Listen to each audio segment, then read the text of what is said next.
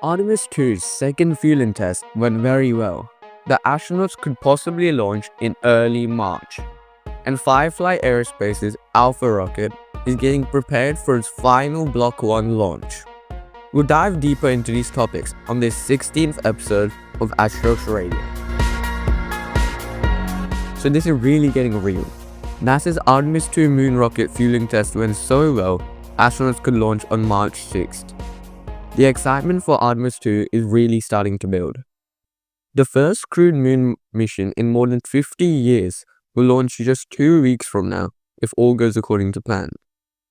First of all, if you already didn't know, this moon mission had already been delayed from early February to early March, as in the first fueling test there were leaks, and now the second one went quite successfully.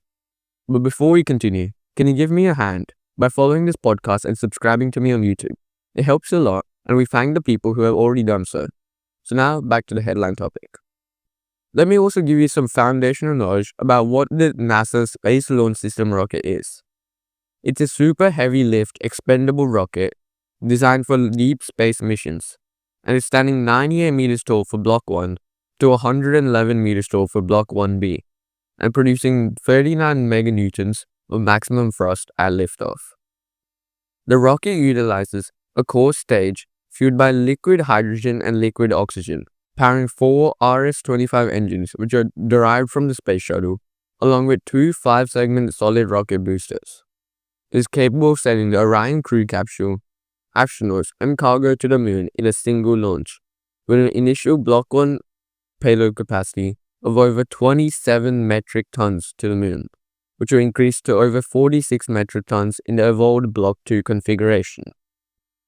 NASA announced on February 20th that it's targeting March 6th for the liftoff of Artemis 2, which will send 4 astronauts on a trip around the moon. No people have been beyond low Earth orbit since December 1972, when the Apollo 17 crew returned from lunar realms. Lori Glaze, who is the acting associate administrator for NASA's Exploration Systems Development Mission Director, had said during the press conference that the excitement for Artemis 2 is really starting to build. Every night, I look up at the moon and I see it, and I get real excited because I can feel she's calling on us and we're ready. The announcement came a day after the successful completion of Artemis 2's wet dress rehearsal, a 2-day-long practice to run through the major operations that precede the launch at Pad 39B at NASA's Kennedy Space Center in Florida. It was the second wet dress rehearsal for Artemis 2. The first was terminated early on February 2nd due to a leak of liquid hydrogen spotted during the fueling of the mission's Space Launch System rocket. The leak occurred at an interface with the tail service mast umbilical, a line that delivers propellant to the SLS from its mobile launch tower. Also, LH2, which is liquid hydrogen, hydrogen molecules is the smallest in the universe, so it can pass through the tiniest cracks, which lies hard to predict where it will come through. An LH2 leak in the same spot plagued the pre-launch campaign for Artemis 1, contributing to significant delays. That mission was originally slated to launch in spring 2022, but didn't get off the ground until November of that year. Artemis 1 ended up being successful, however, sending an uncrewed Orion capsule to lunar orbit and back to Earth. So Artemis 1 was a test flight. Artemis 2 is technically also a test flight, but test flight for humans on board the Orion capsule. And then there'll be Artemis 3, where humans will actually land on the moon, where either SpaceX's Starship or probably Blue Origin's New Glenn with the Blue Moon lander. NASA officials have said that they've learned a great deal from Artemis 1, and the experience apparently paid off during Artemis 2's second wet dress rehearsal. Mission teams replaced 2 seals at the TSMU interface after the first fueling run, and then assessed that fix on February 12th by partially filling the SLS's LH2 tanks. So they had to make a lot of seals, and the new seals had worked. And the test was technically what we'd call a confidence test, because you'd have to check if those seals could hold, and then you'd do the actual wet dress rehearsal again. The wet dress rehearsal team had poured 2.76 million liters of cryogenic LH2 and liquid oxygen into the tanks of SLS's core and upper stages, and both propellants stayed in their proper place. Artemis 2's launch director had really said that there was no leakage to speak of. It really performed well, he said. The team checked all other major wet dress rehearsal boxes as well, putting Artemis 2's SLS, Orion capsule, and ground equipment through their paces. The mission team ran through the countdown clock all the way down to T minus 33 seconds, then recycled and did it again, getting to T minus 29 seconds. They still had time left in the simulated launch window after that. Johnny Honeycutt said that obviously yesterday's test was a really good day for us. I felt the test went extremely well. Which he is the chair of the Artemis 2 mission management team, he had said during a press conference. There's still some work to do before Artemis 2 can officially be cleared for liftoff, however. For example, mission teams still need to install 2 contingency pad access trusses on SLS's mobile launch tower, which will allow them to test the mission's flight termination system at Pad 39B. The flight termination system is essentially the self-destruct mechanism required on all rockets launched from United States soil. For Artemis 2, it's a critical safety system feature designed to protect the public in the event that the SLS rocket veers off course or becomes uncontrollable. The FTS is a redundant, highly secure system of explosive charges and sensors mounted on the SLS rocket. Its sole purpose is to terminate the flight by exploding if the vehicle poses a threat to populated areas. Before it explodes, there would obviously be the ejection of the Orion capsule, which will fly away from the rocket before it explodes. If you already don't know, Artemis 2 will send NASA astronauts Reed Wiseman, Victor Glover, and Christina Cook and the Canadian Space Agency's Jeremy Hansen on a roughly 10-day trip around the moon and back to Earth. The quartet did not participate in this week's wet dress rehearsal, but 3 of them were present for the proceedings. All 4 Artemis 2 crewmates will go into quarantine, which is a common pre-flight safety measure, which has happened at NASA Johnson Space Center in Houston, which Lori Glaze had said. They will return to KSC about 5 days before liftoff, staying in quarantine at the launch site. Artemis 2's upcoming launch window runs from March 6th through March 9th and also includes March 10th. If NASA can't hit those dates, we'll have to wait a few additional weeks, where the next window features targets dates of April 1st, April 3rd to 6th, and April 30th. This is amazing. We're finally returning to the moon, and as NASA returns to the moon, they'll create competition with China, which will mean more launches, more development in the space industry, and overall better for us.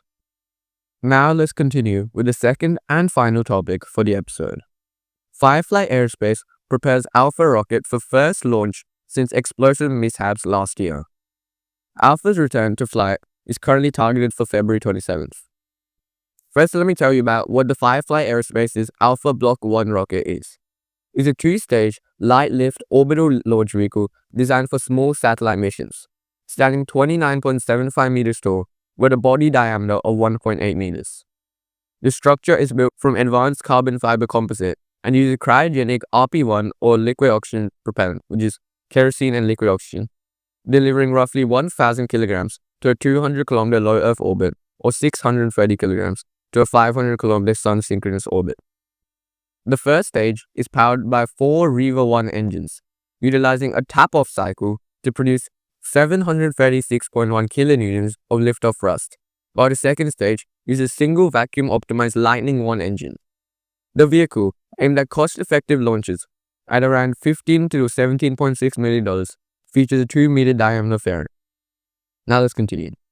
The Texas-based company is targeting no earlier than February 27th for the launch of its Stairway to 7 mission, which it hopes to restore confidence in its Alpha rocket after 2 explosive events grounded the vehicle last year. The Stairway to 7 will be the 7th launch for Alpha overall, and is first since the Message in a Booster mission last April, which aimed to loft a prototype satellite for Lockheed Martin, but things didn't go well on that flight. The rocket's first stage broke apart moments after stage separation, resulting in the loss of the payload.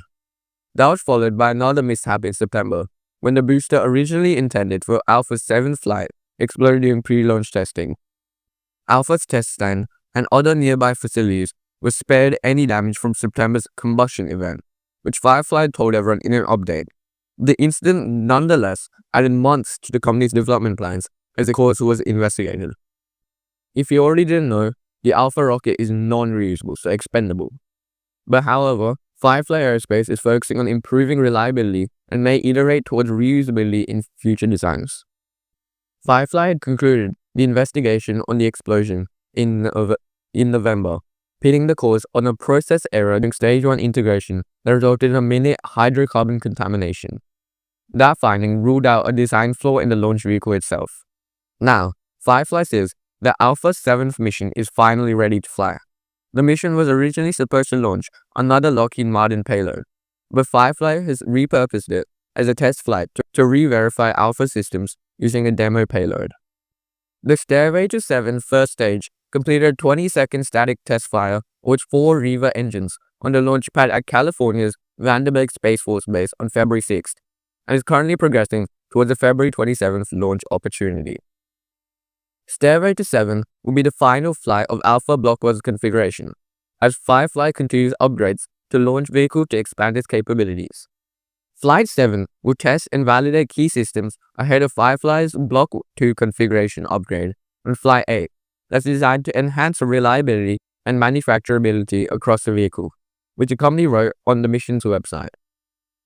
Firefly has designed the Block 2 to be 2.3 meters taller than its 29.6 meter predecessor. It's manufactured with carbon composite components and features upgraded thermal protections and improved avionics and power systems, according to the company. In the past, only 2 of Alpha's 6 orbital missions have been fully successful, but Firefly is focused on more than just launch vehicles. The company's uncrewed Blue Ghost moonlander became the first private spacecraft to ever successfully complete a mission on the lunar surface. Blue Ghost had touched down last March on its debut mission, delivering a suite of NASA-sponsored instruments in a milestone that underscored Firefly's broader ambitions beyond Earth orbit. So this is good.